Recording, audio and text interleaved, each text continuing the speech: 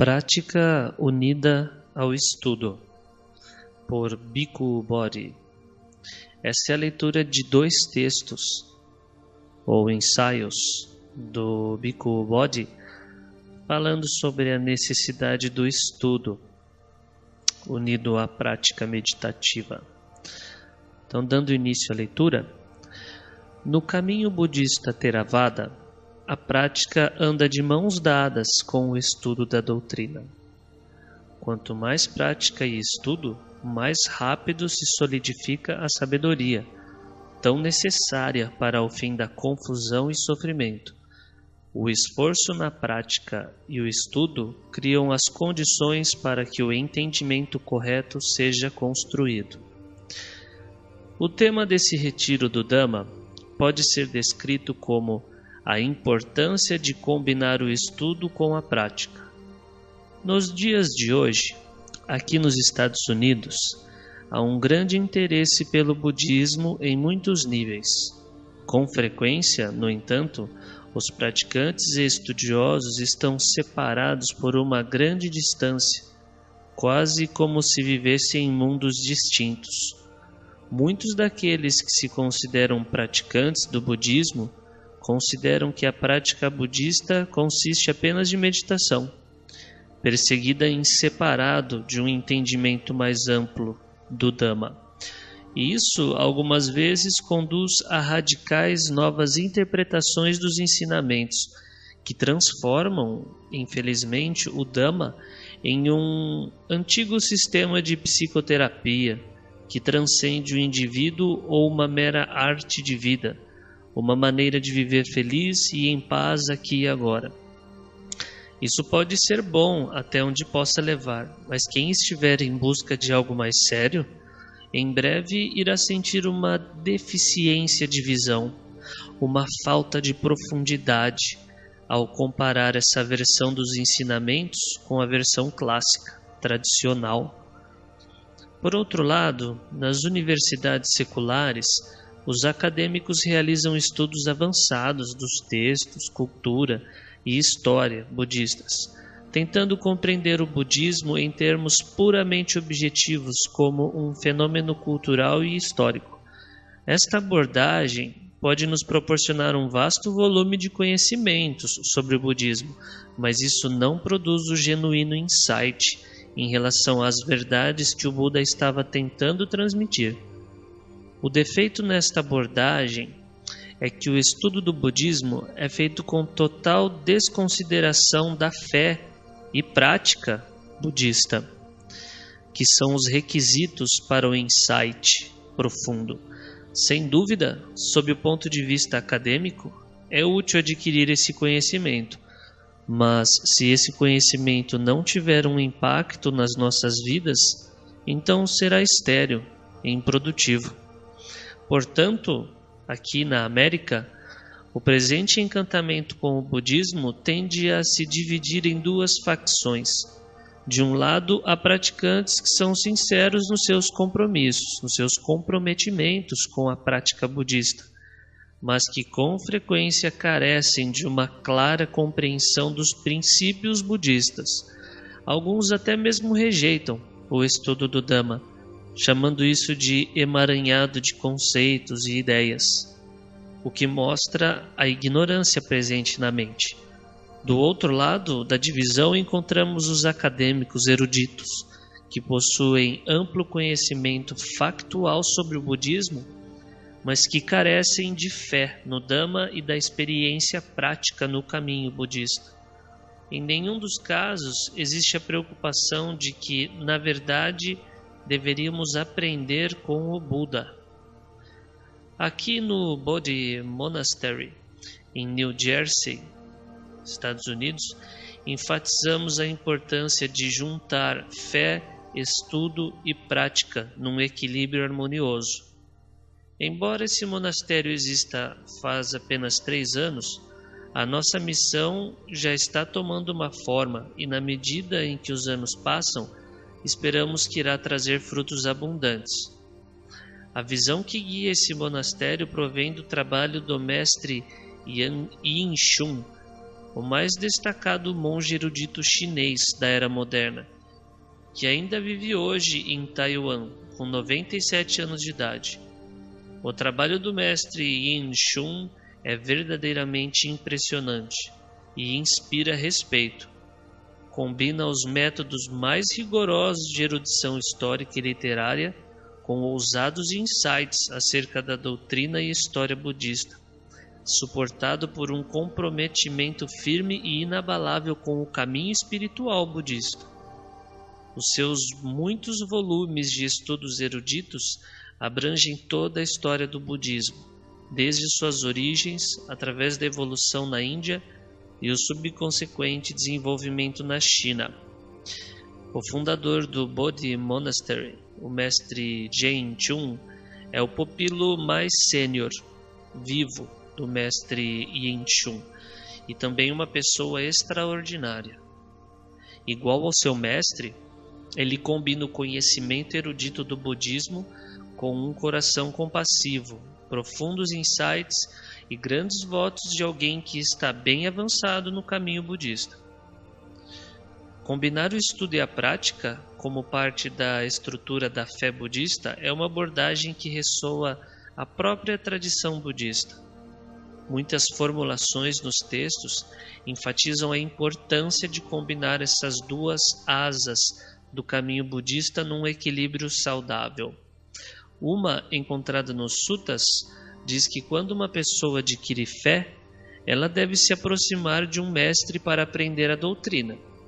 Tendo ouvido a doutrina, ele a retém na mente, aí ele deve dominá-la verbalmente para imprimi-la com firmeza na mente. Em seguida, ela examina o significado para ver como os ensinamentos se relacionam com a própria experiência individual, como eles se aplicam à própria vida. Por fim, ela se esforça para concretizar os ensinamentos e quando a prática amadurecer, ela enxergará a verdade última por ela mesma. Outra, num esquema mais simples, encontrado nos comentários budistas, fala das 3 principais pilastras no desenvolvimento do caminho: estudo, prática e realização. Primeiro a pessoa estuda a doutrina, depois a coloca em prática e por fim realiza a verdade. Ambas as formulações sugerem que o estudo do Dhamma é a base para a prática e realização. Quanto de estudo é necessário irá variar de pessoa para pessoa e de uma tradição para outra. Não pode haver regras rígidas e imutáveis que se apliquem a todos. Sem dúvida, algumas pessoas podem praticar de modo eficaz e obter sucesso com o mínimo de conhecimento doutrinário. Outras precisam de mais conhecimento, enquanto que outras ainda terão a inclinação natural de amar e estudar o Dhamma de forma ampla e profunda. Isso poderá auxiliar em muito na prática delas e torná-las mais eficientes no ensino do Dhamma. Portanto, um professor do Dhamma deve ser versado no Dhamma. O conhecimento amplo do Dhamma, quando apoiado pela fé e conectado com a prática, tem valor, porque ele não só amplia a própria compreensão, como acentua a eficácia como mestre. O estudo em si também pode se tornar um empreendimento inspirador e que enaltece, abrindo os próprios olhos para a vastidão e profundidade do domínio do Dhamma. Tendo noção clara do objetivo. Embora aprendamos de muitos mestres e oradores, em última instância estamos aprendendo do próprio Buda, pois todos os ensinamentos que estudamos derivam do Buda diretamente ou através da contínua tradição budista. Ao iniciarmos juntos o aprendizado dos ensinamentos do Buda, é bom ter em mente um dos ditos do mestre Yin Shun. Nosso objetivo ao aprender os ensinamentos do Buda hoje deve ter o mesmo propósito do Buda em disseminar os seus ensinamentos. O Buda surgiu no mundo para conduzir as pessoas a dar um fim ao sofrimento e aflição, mostrando-lhes o caminho para a felicidade e a paz supremas. Todas as pessoas possuem uma aversão natural ao sofrimento e à aflição e desejam a felicidade e a paz. Então, por que não podemos obter isso por conta própria, seguindo as tendências das nossas próprias mentes? Por que temos de aprender isso do Buda? A razão é porque as nossas mentes estão obscurecidas pela ignorância e pelas contaminações. As nossas ideias estão de pernas para o ar. Então, embora todos nós desejamos ter felicidade, com demasia frequência nos sentimos agitados e aflitos. Nós criamos muito sofrimento para nós mesmos e nós causamos muito sofrimento para nós mesmos e para os outros. Através da sua perfeita sabedoria, o Buda compreendeu de modo preciso e a fundo as causas e condições que conduzem ao sofrimento e também à felicidade.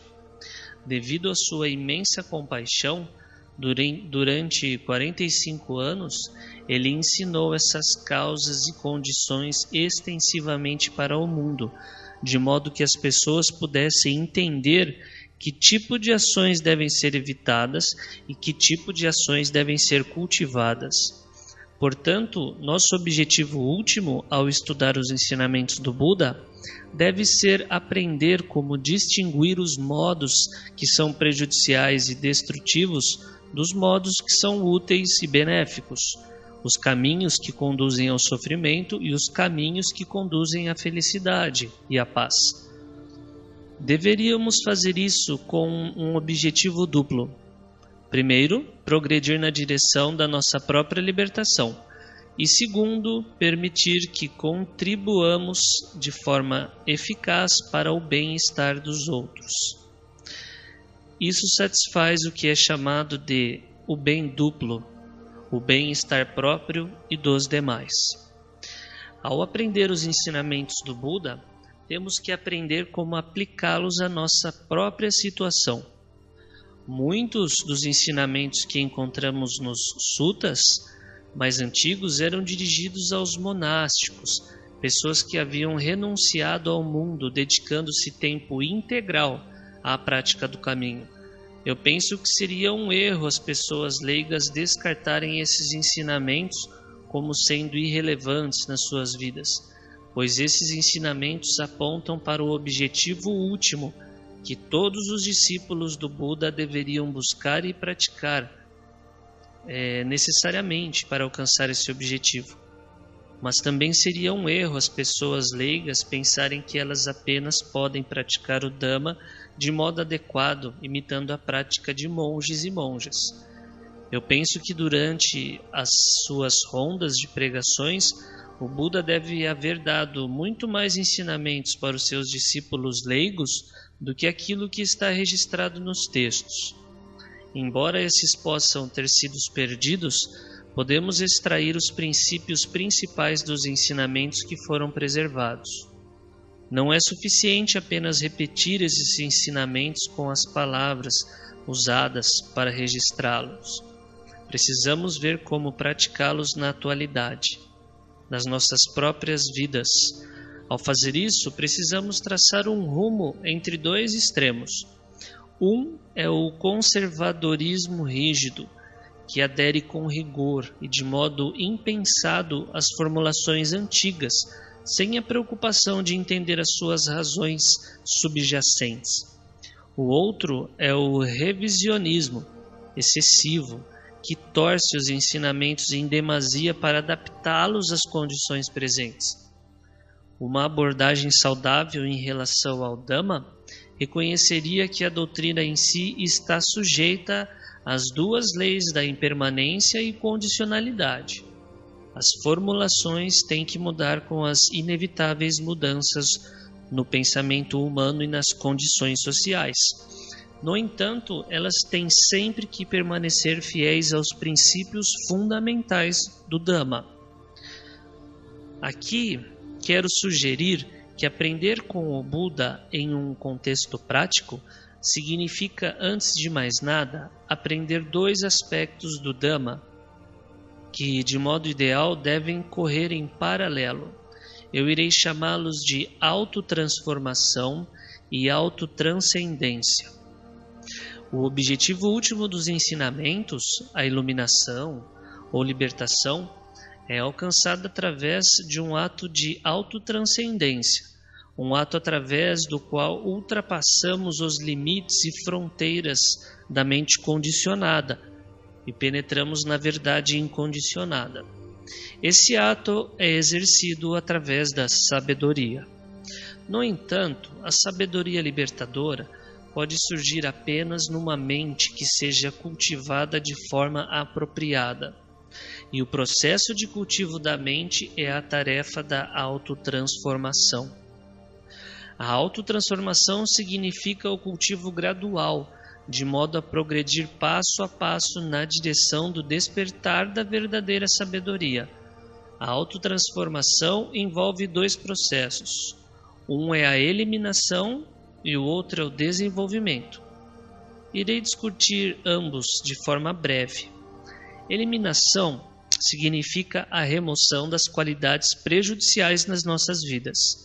Significa evitar as ações prejudiciais com o corpo, linguagem e mente. O controle e submissão dos pensamentos prejudiciais, a rejeição das opiniões falsas e das ideias deludidas. Tal como um jardineiro que queira cultivar um belo jardim, precisa primeiro eliminar as ervas daninhas e o entulho. Assim também nós precisamos exterminar as ervas daninhas e o entulho das nossas mentes, ou os entendimentos incorretos com relação à natureza das coisas que ainda estejam presentes na mente. Ao aprender com o Buda, estamos tentando entender a nós mesmos, entender a nossa própria mente. O Buda nos mostra um espelho das nossas mentes e corações, mostrando os estados mentais poluídos que prejudicam a nós e aos outros. E, portanto, ao estudar os ensinamentos do Buda, obtemos um melhor entendimento das nossas fraquezas e os defeitos que temos que nos esforçar para superá-los. Nós também aprendemos os métodos para superá-los, pois esse é exatamente o poder do ensinamento budista. Nos proporciona, com uma precisão impressionante, os medicamentos corretos para eliminar todas as enfermidades das nossas mentes. O que é tão impressionante nos ensinamentos budistas mais antigos é o insight incrivelmente detalhado da mente humana.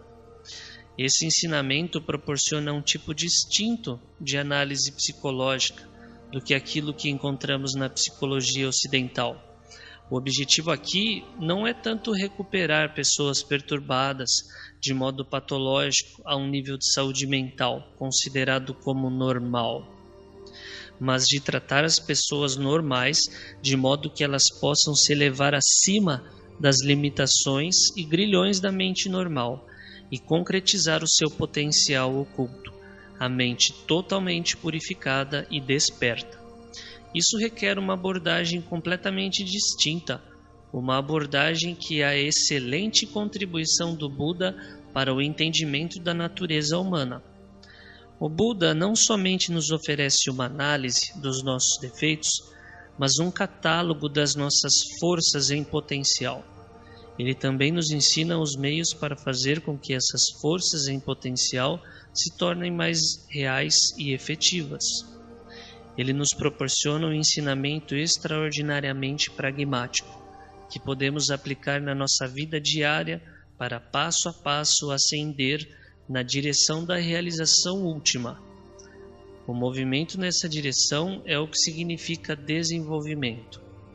Desenvolvimento significa o cultivo de qualidades benéficas, as qualidades que promovem a paz interior e a felicidade, e que faz das nossas vidas canais efetivos para trazer a felicidade e a paz para os outros também. O Buda oferece um amplo espectro de práticas benéficas, desde as observâncias éticas básicas até práticas como as 5 faculdades, o nobre caminho óctuplo ou as 10 paramitas. Para aprender isso, devemos estudar o Dhamma em extensão e profundidade. Depois, devemos aprender como aplicá-los nas nossas vidas de modo mais realista e benéfico. O segundo processo principal que aprendemos do Buda é a autotranscendência. Embora o Buda fale em eliminar os estados prejudiciais e desenvolver os benéficos, o objetivo dele não é que apenas sejamos pessoas felizes e contentes dentro dos limites mundanos do mundo. Ele nos aponta para um objetivo transcendente. Ele nos conduz para a realidade incondicionada, Nibbana, o estado calmo e quieto que está além do nascimento, envelhecimento, sofrimento e morte. Esse objetivo apenas pode ser alcançado através de uma completa e clara compreensão da natureza última das coisas, o modo de existência final de todos os fenômenos. Enquanto que essa realidade tem que ser penetrada através da experiência direta, nós precisamos de instruções específicas para compreendê-la. O objetivo em si transcende conceitos e palavras, mas o Buda e os grandes mestres budistas nos proporcionaram uma variedade de fotografias que nos oferecem um vislumbre da verdadeira natureza das coisas. Nenhuma dessas fotos pode capturá-la completamente, mas elas nos proporcionam uma ideia das coisas que deveríamos estar buscando, os princípios que precisamos entender e o objetivo ao qual deveríamos estar aspirando. Dedicar-se ao estudo dos princípios relevantes à autotranscendência é um empreendimento filosófico, mas essa não é uma filosofia como mera especulação ociosa. Para o budismo, a filosofia é o esforço para sondar a verdadeira natureza das coisas, empregar conceitos e ideias para obter um vislumbre da verdade que nos liberta, uma verdade que transcende todos os conceitos e ideias. A filosofia budista é uma grande correnteza que flui do Buda, continuamente remodelada e ampliada para trazer à luz as diferentes facetas da realidade, para expor os diferentes aspectos de uma verdade que nunca pode ser capturada de forma adequada dentro de algum sistema. Quando estudamos a filosofia budista, precisamos sempre lembrar que essas investigações filosóficas não são realizadas com o mero intento de satisfazer a curiosidade intelectual, mas para ajudar na tarefa de autotranscendência. Elas fazem isso identificando com precisão a natureza da sabedoria que precisamos ter para desenraizar a ignorância, que seria a principal causa do sofrimento e do cativeiro. Portanto, as pessoas ou os buscadores que encontram a doutrina budista, buscando apenas a prática de meditação, sem se aprofundar na doutrina, passarão os anos e a pessoa perceberá que ela estará estacionada no mesmo lugar que anteriormente. Apenas a prática de meditação não é suficiente para atingir o real objetivo da prática. Se a busca for para vencer algum tipo de ansiedade ou perturbação física, mental, mundana, a prática de meditação realmente poderá atingir esse objetivo, mas jamais alcançar a libertação final. Eu tenho falado em aprender com o Buda como se isso sempre implique aprender os ensinamentos registrados de modo explícito nos textos. Mas isso é apenas parte do que aprender com o Buda envolve. Aprender com o Buda significa não somente estudar as palavras dele, também significa aprender da conduta e da mente dele. A tradição budista nos proporciona muitos registros das ações do Buda ao longo da sua vida e das suas vidas passadas, e isso forma uma parte significativa da herança budista. A vida, conduta e a mente do Buda nos proporcionam um modelo a ser emulado, o padrão ideal que nós, como discípulos do Buda, deveríamos tentar incorporar nas nossas vidas. A recente onda de interesse acerca do budismo, tanto no Oriente como no Ocidente, tem sido marcada por uma orientação vigorosa em direção à prática e pelo interesse em descobrir a paz e a liberdade às quais a prática do Dhamma conduz. O zelo pela prática, no entanto, tem sido frequentemente acompanhado por um outro traço que pode não ser tão benéfico. Especificamente uma tendência de negligenciar ou mesmo menosprezar o estudo metódico dos ensinamentos do Buda. De fato, uma pessoa não seria budista ou um discípulo do Buda se não se aprofundar nos ensinamentos do mestre. Os argumentos que são usados em defesa dessa atitude já nos são familiares. É dito, por exemplo, que o estudo se preocupa com palavras e conceitos, não com a realidade. Que ele conduz somente ao aprendizado, não à sabedoria. Mas essas pessoas não percebem que a sabedoria surge justamente da união da prática com o estudo, pois o que deve ser visto profundamente, diretamente, são aquelas coisas que foram estudadas, compreendidas, refletidas profundamente anteriormente. Uma pessoa que busca apenas a prática não compreende que o Buda utilizou a prática meditativa como um meio e não um fim em si mesmo. Portanto, algumas pessoas, ao desenvolver a meditação, param aí, pois não compreendem o que deve ser realizado após esse aquietamento mental, essa tranquilização e concentração mental. O nobre caminho óctuplo exposto pelo Buda consiste de virtude, concentração e sabedoria.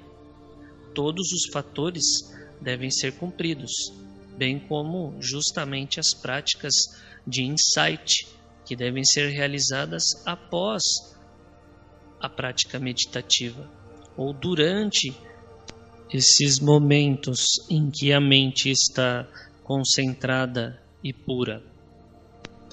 Como argumento decisivo, o testemunho do próprio Buda é apresentado, com o seu famoso comentário de que com muito estudo sem a prática é o mesmo que contar as vacas que pertencem a outras pessoas, ou carregar uma balsa sobre a cabeça ao invés de utilizá-la para cruzar um rio.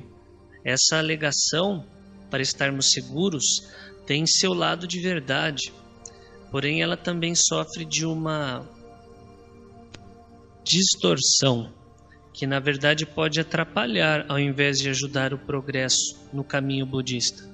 É certamente verdade que aprender sem praticar é infrutífero, mas o outro lado da moeda também deve ser tomado em conta. Deveria uma pessoa arrebanhar vacas se ela desconhece como cuidar delas? Ela deveria tentar cruzar um rio perigoso e violento sem saber como operar uma balsa? O próprio Buda insistia em que os seus discípulos aprendessem e transmitissem o Dhamma, tanto na sua forma como na sua essência, mas ao invés de apelar para formulações tradicionalistas, vamos investigar o valor e a utilidade do estudo do Dhamma. O ponto em questão que deve ser enfatizado não é o estudo como uma disciplina acadêmica ou a acumulação de um patrimônio de conhecimentos, mas a aquisição de um conhecimento prático, profundo e sólido das doutrinas básicas do budismo. Agora, para enxergar por que isso é tão fundamental, devemos relembrar que toda a prática do caminho budista correto se desenvolve através do ato pelo qual entramos no caminho. a tomada de refúgio na joia tríplice. Se damos esse passo honestamente, com a motivação correta, isso implica que reconhecemos nossa necessidade de orientação espiritual e confiamos no Buda como nosso guia e no seu ensinamento o veículo guia. Tomando refúgio no Dhamma, não aceitamos meramente uma técnica de meditação que podemos usar ao nosso critério para satisfazer nossos propósitos, mas um ensinamento profundo e abrangente acerca da natureza da condição humana, um ensinamento desenhado para despertar em nós a percepção dessa verdade e os meios para alcançar o completo e definitivo fim do sofrimento. A libertação oferecida pelo Dhamma vem não simplesmente da prática de meditação no contexto das nossas próprias preconcepções e desejos, mas através da prática apoiada no fundamento do entendimento correto e pensamento correto, da forma como nos foram comunicados pelo Buda. Esse caráter cognitivo do caminho budista eleva o estudo da doutrina e a investigação intelectual a uma posição de grande importância. Apesar de que o conhecimento que liberta a mente da escravidão surge somente através do insight intuitivo e não de uma massa de fatos doutrinários, o insight genuíno sempre se desenvolve sobre uma base de compreensão conceitual preliminar dos princípios básicos essenciais ao entendimento correto, na ausência do qual o seu desenvolvimento será inevitavelmente obstruído, até mesmo impossível. O estudo e reflexão sistemática, através dos quais alcançamos esse entendimento correto, preparatório, necessariamente envolve conceitos e ideias. Mas, antes que nos apressemos a dispensar o estudo do Dhamma como sendo somente um emaranhado de verbosidade inútil, consideremos que conceitos e ideias são as nossas ferramentas indispensáveis para a compreensão e a comunicação. Conceitos, no entanto, podem ser ferramentas válidas ou inválidas de compreensão. Ideias podem ser frutíferas ou inúteis, capazes de trazer um benefício imenso ou de resultar um dano enorme. O propósito de estudar o Dhamma como parte da nossa busca espiritual é de aprender a compreender a nossa experiência corretamente, de ser capaz de distinguir o válido do inválido, o verdadeiro do falso, o benéfico daquilo que não é benéfico. É somente fazendo uma investigação completa e cuidadosa que estaremos na posição de rejeitar o que é prejudicial ao nosso desenvolvimento e de nos dedicarmos com confiança ao cultivo de tudo que é verdadeiramente benéfico. Sem ter alcançado esse esclarecimento conceitual preliminar, sem ter sido bem-sucedido no arar nossas ideias, aclarar as nossas ideias, pode na verdade haver a prática séria das técnicas de meditação, mas não haverá a prática da meditação que é parte integral do nobre caminho óctuplo, ou seja, não será uma meditação budista. E embora essa meditação livre possa trazer aos seus praticantes os benefícios mundanos de maior calma, atenção e equanimidade, sem a direção do entendimento correto de toda a doutrina e da sua força impulsora do pensamento correto, é questionável se ela irá conduzir à realização penetrante do Dhamma ou ao seu objetivo final, a completa cessação do sofrimento. É quase impossível dar uma palavra que seja de aconselhamento acerca do tema de estudo, que se aplique a todos os seguidores do Dhamma. As necessidades e os interesses variam tanto de uma pessoa para outra, que cada uma terá que encontrar o equilíbrio entre o estudo e a prática, que melhor sirva ao seu caráter. Mas, sem hesitação, pode ser dito que todos aqueles que se esforçam seriamente para viver de acordo com os ensinamentos budistas irão notar que a sua prática será fortalecida pelo estudo metódico do Dhamma. Tal tarefa, é claro, não será fácil, mas é justamente enfrentando e superando os desafios que encontramos que o nosso entendimento irá amadurecer e se desenvolver na sabedoria superior.